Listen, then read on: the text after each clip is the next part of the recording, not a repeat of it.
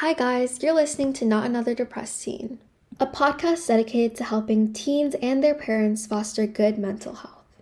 Today's episode is about the connections between neuroscience, learning, and mental health. So first off, you may be thinking, why are we even talking about learning on a podcast dedicated to mental health? Well, that's because the two are deeply correlated. And when thinking about actions that can be taken towards better mental health, you think about neuroscience as well. Today we're here with Dr. Ikiz, an incredibly inspiring neuroscientist with degrees from Columbia and Stanford universities, as well as so many incredible articles on Psychology Today, and even her own up-and-coming company, EcoNeuro. Hello everyone, it's wonderful to be here and talking with Anya and all of you. I'm a neuroscientist by training, like Anya said, so we often think so much about the brain alone, but it's actually so related to everything that the brain does, how we feel and how the rest of our body feels. So I'm really excited to talk about that topic today with all of you. Yeah, me too. Thank you so much for joining us, Dr. Ikiz. Okay, so first of all, one of my first questions, what does the neuroscience of learning have to do with mental health? Just so, the whole audience can understand why we're even talking about this. Yes, absolutely. In fact, the connection between the neuroscience of learning and mental health seem a little bit subtle, but it's actually quite profound because our mental wellness and health in general is closely correlated with how we feel. And how we feel is actually a result of our learned behavior and conditioned responses to our external and internal environment, the stimuli that comes to us from outside or inside. And so let me give you an example. Let's say you're about to take a test, you're about to enter a classroom where there's a test coming. How do you feel? Usually you feel a little nervous, a little anxious perhaps. You think about, what if I fail? What if I don't do as well? And these correlations of stress and nervousness and so on are all learned behavior that we were taught in our society, in our education system, that tests are something that assess not how well we do, but who we are, how good we are, how hardworking we are. And so it becomes a very stressful stimuli for us. And our brain learns that. So every time it's kind of a conditioned response. Every time you're about to take an exam, your heart starts beating fast and your breathing gets shallower. However, our brains are these incredibly dynamic and plastic organs, so they can rewire themselves, they can relearn. So these associations with negative thoughts we have, let's say around a test coming up, we can reteach ourselves to make it not as stressful, but actually a positive emotion. So I'll give you an example. I grew up in Turkey, and the education system we had there was very test-oriented and memorization-oriented, and there was a lot of emphasis on what grades you got, how well you did on a test, and that, similar to what I was mentioning before, that brought up a learning experience for me that tests are stressful. And now I have a 7-year-old son. He's a second grader, and they're learning how to spell things. So every week they are giving spelling tests on Fridays. So they're given 20 words to learn how to spell on Monday. And Monday through Thursday, they do as homework different practices, different ways to study and learn those words. And on Friday, they go to school and they get tested on how well they can spell those words. And I've been trying to really break the cycle of what tests meant to me growing up. And in talking about these tests, I've been trying to really emphasize it as a positive thing. It's an opportunity, it's an exciting event to share how hard you've been working and how much you've been working, and to be an opportunity to be able to show the hard work you had put and how much you know of a subject. And if you get to miss a couple words and don't know how to spell, that is okay. That's also a learning opportunity. And, this is subject to change. Things will, of course, change. But so far, my son, since the beginning of the school year, has been coming home every Friday, excited to share the results of his tests, even if he had missed a couple. And he just shares it as an exciting and invigorating experience to talk about.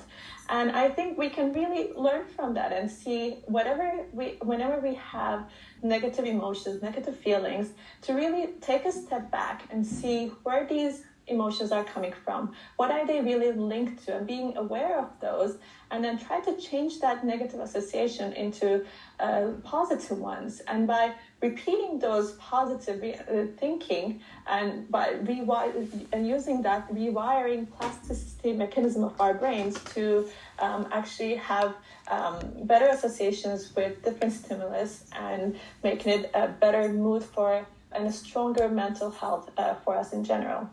Yeah, that's so amazing what you're doing with your son. And it's so incredible to see that those things can actually change how, like starting from even the young age of 7, how we start to process tests, how we start to process the world around us. And, I think like maintaining good mental health is often linked to how well you can learn actionable things to improve your thought processes as well. Like, for example, somebody throughout their whole life could have kind of associated tests with something negative. But if they're able to actually learn that, that's not the best way to go about test taking, and if they were able to learn coping mechanisms and break that cognitive cycle, that can also actually improve their mental health. And it, of course, starts from a place of like, what you're doing is so amazing, where you're really integrating like positive reinforcement with test taking. But for so many people that don't have that, they have the power to change. And like you said, we have the power of neuroplasticity in our brains, where we can change those thought patterns. Absolutely. Yeah, our brains are a very, very special organ, and really that life learning, it's a lifelong thing to be able to rewire and reshape our thoughts. That ability for our brains are lifelong. So no matter where you are in your mental wellness journey, how deep those negative associations may be, how linked they are to deep into your childhood and so on, you can always, by strong awareness and thinking and practice, you can really change those associations. Yeah, that's like so powerful to just give people hope. So what actually happens in your brain with like all this neuroplasticity on a neuroscientific, like very nitty gritty level, when you learn things and when you change those thought patterns? Yeah, so it's very exciting because I'm a neuroscientist and I'm nerdy, and I find this very exciting. But basically, whenever you're learning something new, let's say it's a new musical instrument or the quadratic formula, your neurons, the nerve cells in your brains, make a connection. This is actually an electrochemical signaling called a synapse that goes from one neuron to another. And that's when a synapse or a connection happens between the neurons. And so the first time, let's say, and then the next time you pick up that instrument again, or you're recalling quadratic formula, or you're rereading it in your math textbook, that connection gets fired again. So we have a term in neuroscience called cells that fire together, wire together. And so the more you practice your instrument, or the more you study the quadratic formula, that fire mechanism, that connection, the synaptic connection between the neurons gets stronger and stronger, and then they start firing faster. So they get wired together in your brain. So every time you then start using that, recalling that, or using it for anything, reaching to that knowledge becomes so much faster. And that's exactly how learning happens. And there are different parts of your brain that can be involved in this learning process. You have your hippocampus involved, which is also associated with the short-term memory, because you need that memory patterns to be able to reinforce your learning. You have your prefrontal cortex, which is associated with executive functions and decision-making, is also involved with the learning. Even your amygdala, the part that's more linked to your emotions, become a part of your learning process as well.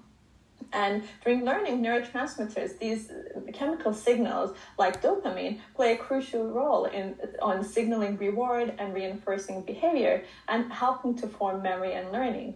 So the brain's general ability to reshape these connections are called the synaptic plasticity or neuroplasticity. Wow, that's so amazing that our brain has all these different puzzle pieces that kind of fit together to make it so like incredible, so adaptable. Yeah, I really want to go back to what you said about like cells that fire together, wire together. and just explain that to everyone. So when brains form new neural connections, they get stronger as you use them, like Dr. Ikiz said. And another analogy for this could be like how a natural trail would get more solid as it's walked on more, because those neurons are firing again in those same patterns, and it just becomes more familiar for your mind to go on that same path. And that's why practice is so important in training your mind to go on that like correct path in a sense. An example would be of learning in school to get better grades would be like you practice math so that you can recognize patterns in the problems and solve them. And the more that you practice that math and recognize those patterns, the easier it is for you to recognize them again.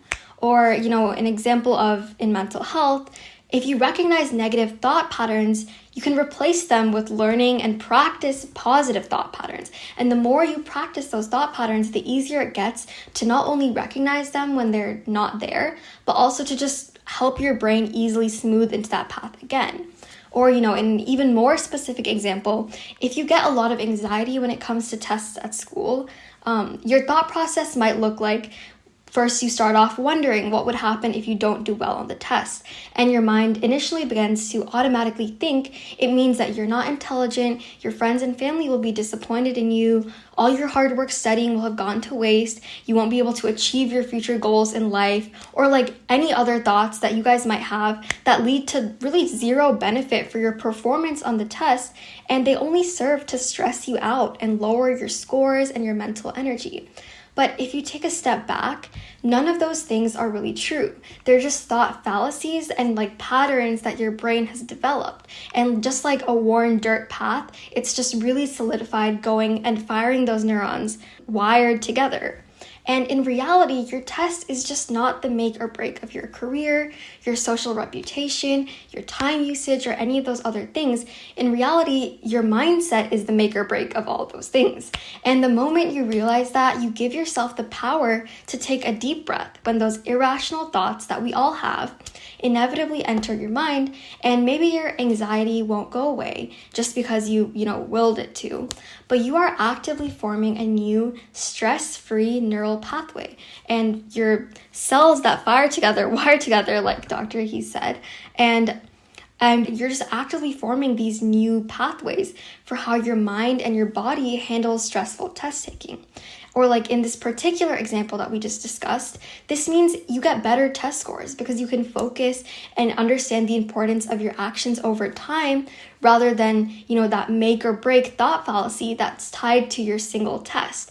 And in the broader sense of this concept of neuroplasticity, you have the ability to change the way you think, feel, and act. Absolutely, you're spot on. And so reframing those negative thoughts, focusing on the positive aspects, and as well as finding these reward systems that by breaking a negative thought, it can really reinforce this new and positive neural pathways. Yeah, definitely. So how would we use this concept of neuroplasticity and how our brains work to actually learn information better and, memorize better? Yeah, absolutely. So one of the ways is just really repeatedly activating your neuronal connections by active recall. These could be, since the more you recall those connections, the stronger they get by doing, let's say, you're learning the periodic table, to do flashcards or practice tests or very different multimodal ways of learning. So test in one time, perhaps saying out loud all the elements in the periodic table, and one time perhaps doing a flashcard kind of test. So finding different multiple senses and learning modes to make your neural representation stronger and enhancing your learning and recall could be one way. Another way is, actually scientists have shown that giving your brain the time to process that information and to build that memory, you need to space out the activation of those neurons. So instead of cramming 3 hours of learning of the periodic table to one day and expecting that will give you a solid learning experience, dividing it up to, let's say, half an hour periods over a week's time will make that learning much more efficient and effective, because it will give you time for your brain to form those connections and sleep and rest to really recover that memory building process. Another way is make that learning experience personal. We all learn in different ways. Some people learn better through auditory ways. Some people are more visual learners. Some people need to move their bodies when they're learning, or they need the more active recall processes. So really knowing what's your best way to learn and targeting that way of learning for your learning is really important. And finally, knowing that chronic stress and several other things, internal things, can really impair the formation of your new neurons and hinder your learning. So making sure that on the day that you want to learn, that you're not hungry, that your body feels rested, that you feel not so stressed out, will really help your learning journey. Yeah, those are all such great points. I wanted to go back to a word you said was neurorepresentation, and I'm just wondering, what exactly does that mean? Yeah, sure. Neurorepresentation is the way you are able to call, let's say, something you're learning, an element in the periodic table, how it gets represented in your brain, which connections it makes, what kind of information or other parts of your brain does it link to. That's neurorepresentation. And it's not going to be the same as, so your way of viewing that carbon would be different than the way I might relate to the carbon. It might be, for you, it might be a visual representation. For me, it might be actually how it's used in the industry and so on. So we all make different connections to it, and the representation in our brains will be different because the connections we make are not going to be identical. Wow, that's really interesting. So when you get a piece of information, every single person will connect it to other pieces of information, and is that how you actually retain information, by a connection to other things you know? Absolutely. Our brains are very efficient engineers. They don't like to, they work in, they actually spend most of the energy of our bodies are spent in our brains. They say that a chess player during a chess game can spend as many calories as a professional athlete playing any physical sports. So our body uses a lot of energy. It uses a lot of space, and to be able to economize that energy and that space, it tries to find shortcuts all the time. So when you're building a memory, building a knowledge, it builds all these little shortcuts. It makes these links to another information, another connection it had made in the past, and so on. So that everybody's where that one knowledge, that carbon element will be in your brain, will be different for you. It will be different for me, and it might be linked to all these different previously made connections and knowledge. Yeah, another thing was so some people will visually learn things better, or some people will be more auditory learners. Is it possible to actually change the way that you learn best? If you continuously visually learn over time, will that make you a better visual learner? Or is that just how we inherently, how our genetics and our brains are built? You can absolutely change them. That's the learning ways, a certain way to learn is just what your body naturally and from birth feels closer to. That will make it get to the knowledge faster. But like anything else with your brain, you can really train it to gather information in other ways as well.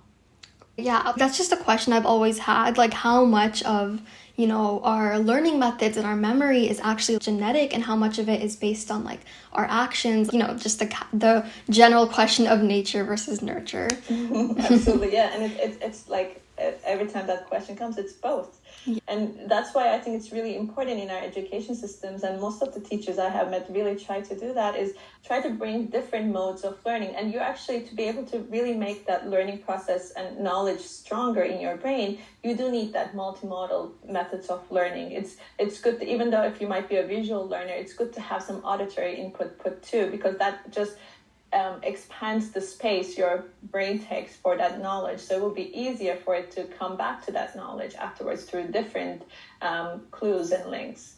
Yeah, I actually I think I read a study somewhere that was talking about how in blind people, generally for humans, the visual parts of our brain is the largest, holds the most neurons. But in blind people, instead of having that, since they can't see, other aspects of their senses actually kind of take over and grow in that space instead, because they're using those senses more.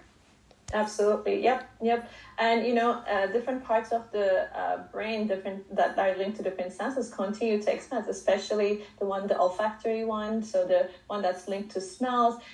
They say when the moms have their babies, that part of that brain goes through the highest level of neuroregeneration, so the growth of neurons and so on, because it links the baby's new smell and make that connection happen with their infants and so on. So yeah, our body constantly changes, and new neurons and connections get added to the different part of the senses, and you can modify. And let's say, and some people, you gave the example of the blind person, sometimes more with auditory impairments and people who are going deaf, they can have, it could be a slow process, and slowly their brain learns to wire the sensory information through other methods and let go of the auditory one.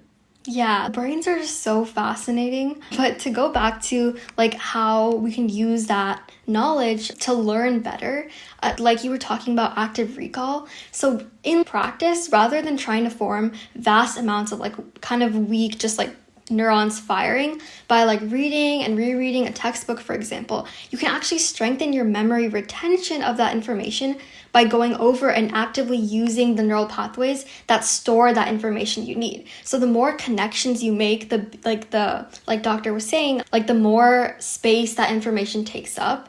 And this could mean, studying for school or like a test by answering questions, by mind dumping on topics, by maybe like pretending to teach a third party the concept you're trying to learn, by flashcards, by just anything that's practicing pushing your thoughts along the path that you want them to lead, by anything that's just like practicing making those connections that you want to remember.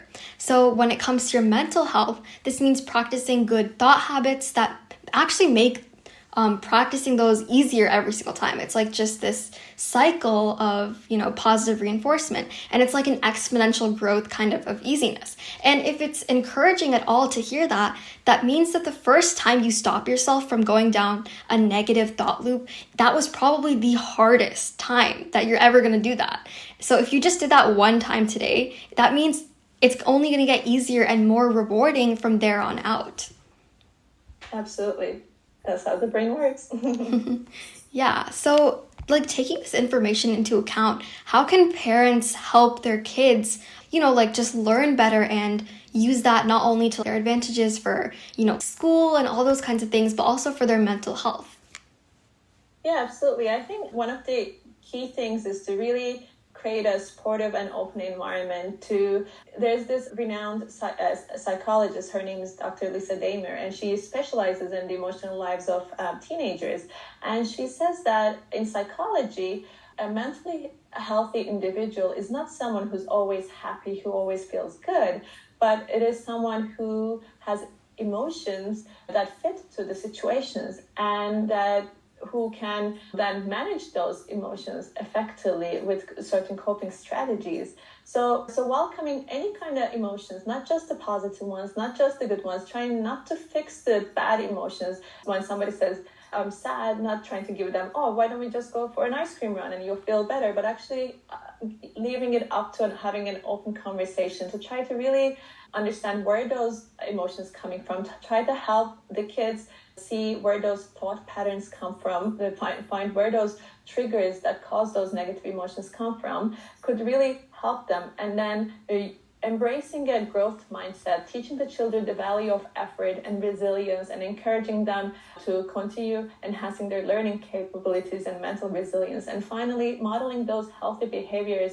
and themselves. So sharing with their kids when they feel all kinds of emotions, including frustration or anxiety, and saying, you know what, I have a presentation coming up this morning at work and I'm feeling very anxious about it. I think I'm going to take a walk outside for a little bit to relax myself. And when you share that kind of information with the child, you're giving the message that it's okay to feel anxious sometimes, and there's a way you have the power, you're empowered to do something about it. So for the parent, it could be to take a walk outside. Maybe for the kid, you can find together, if that means a little jiggling of a dance, or singing your favorite song, or doing a mindful exercise, anything. But just modeling that kind of behavior of that you're empowered, you can manage any kind of emotion that come to you effectively would be really helpful. Wow, yeah. I think if more parents thought like you, the world would be so much of a better place. That's so amazing to hear that, like there's ways to empower kids to face their emotions without going either or in like saying that, oh, your emotions are unwarranted, you shouldn't be feeling like this. And also while saying that, you have the power to face these emotions and continue being your best self. And I really like your point about leading by example. And all this information, thinking about neuroplasticity and how it applies to your kids, that all information also applies to you and your thought patterns, your learning. So, not only should you be kind of making sure that you're encouraging your kids, but also encourage yourself. Try your best to not say negative things about yourself or exaggerate your own shortcomings as well as theirs, because that's kind of where these thought patterns form. Rather opt for something like Dr. Ikiz does with her children, where, you're just kind of encouraging them, empowering them. And I think that's really just the best way to go about helping you and your whole entire family. Absolutely, yep. Yeah. Is there anything else you want to add, Doctor? Not really. I would just say the main takeaway is that believe in your brains. Your brains are these incredibly dynamic organs, and you have the ability, no matter where you are in your mental wellness journey, you have the ability to reshape your thoughts, your emotions, and like we said before, you are empowered to do something about how you're feeling. Yeah, and I think it's very important to say that just because you feel big emotions, like everyone does, like you were saying earlier, it's not about the level of emotion that you feel, but it's about how you handle that emotion and how you handle the circumstances that life will always throw at you. And overall, I just want to leave you guys all with the idea that your thoughts and your brain, they all have power. And over time, you can use the blessing of neuroplasticity that we all have in our incredibly powerful minds to form healthy, useful neural connections in your mind. Yeah, good luck with all your future learning and all your future mental wellness. So we actually have an announcement to make that we're going to be hosting a parent-teen workshop of sorts with a Q&A session, as well as a chance to get personal help. So if that's something any of you would be interested in, please stay tuned on our social medias for more information that's going to be coming soon, on our Instagram, our Facebook, anything like that. And also, I want to give Dr. Ikiz an opportunity to tell us all about her blooming company, all her writing, and urge you guys to check it out because she's such an amazing speaker, a writer, a neuroscientist, and just such an inspiration. Thank you, Anya. It's been such a pleasure to talk with you, and thank you all who is listening. Yeah, my EcoNeuro, the enterprise I have built, it's actually more of a social enterprise with the mission of exploring the connection of neuroscience with environment. So I'm really interested in trying to understand how our environment and our lifestyles affect our brain health. And so I'm really interested to see how, for example, climate change or our diets can affect our brain health. And the three goals of EcoNeuro are: one, to increase our knowledge and understanding around what affects the brain health; number two, spread the awareness and that knowledge into public; and third is leverage that knowledge into coming up with solutions, working with public health organizations and so on to really bring about solutions to improve neurological and mental health. So if you're curious, please check it out. It's www.econeuro.org. We have also all the social media accounts, and you can always reach me out if you have any questions or if you're interested to learn more about it.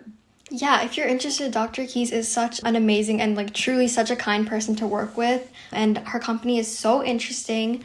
Yeah, thank you guys for listening to this episode, and thank you so much, Doctor, for being here with us today and teaching us all about neuroscience and also sharing your company with us, which is such an incredible mission. And we hope you all enjoyed and learned something about learning. Yeah, so stay tuned for more episodes and more information on all of our social medias about our upcoming workshop, and we'll see you guys next time.